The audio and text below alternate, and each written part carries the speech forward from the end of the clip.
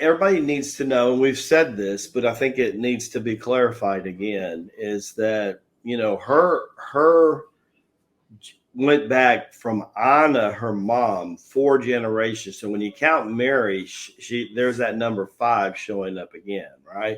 So Mary is the 5th generation in her mother's to be influenced by the Essenes, their teachings and their practices. And remember, they all honored the books of Moses, but they saw the corruption that was happening, and between the influence of the Magi via the City Yogas and the Lama series, they saw the strength from this is why when Jesus said, the soul is willing, the body is weak, or the spirit is willing, and he knew that in order to do that you had to strengthen that. Well, Jesus knew how to strengthen that because he had learned that. And who did he learn these from? He learned them from the City Yoga roots. And let us remember, he spent 6 months in the Lama series. But I got to tell you, what he learned in 6 months and his adaptability, I've seen people be there for 6 years and not get out of it with Master Rabbi.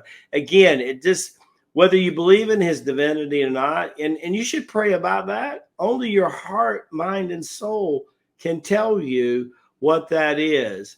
What I've always said, that Jesus is much more powerful and meaningful than the church teaches that he is, and that the metaphysical world and New Age world claims that he is.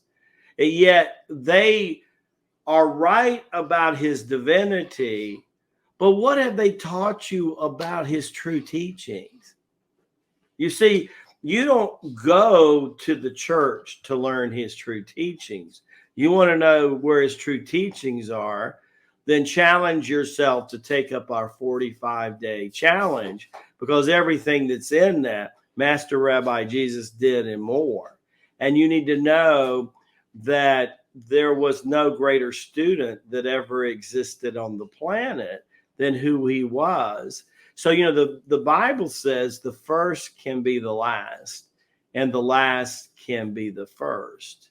So don't think if you've only had a relation with one form of religion, if you've only read one holy book in your life, if you've only had a relationship to a couple of pastors who know no more or greater than you do, and never put the true teachings of Master Rabbi Jesus to the test, are going to identify anymore. But what you are hearing, you're hearing from a Lama that's in a long line of Lamasery from 3,000 years, 1,300 years before the birth of Christ.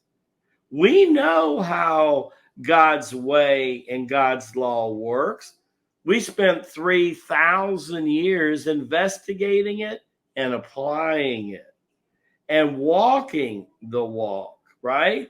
So when we tell you that this being is worthy of you at least spending a day or two this week contemplating how great he is, ask God the Father to reveal to you what he is and what he stands for. To me, he stands for total reverence of what every human being should inspire to be.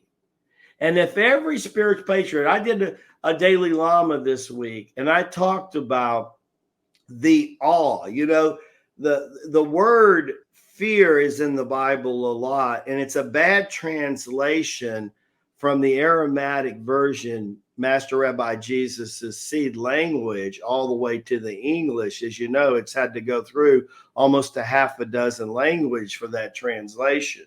It actually means in awe of total reverence. When the Magi showed up, and you can imagine, they think the light, when they get there, they think it's also coming from the star.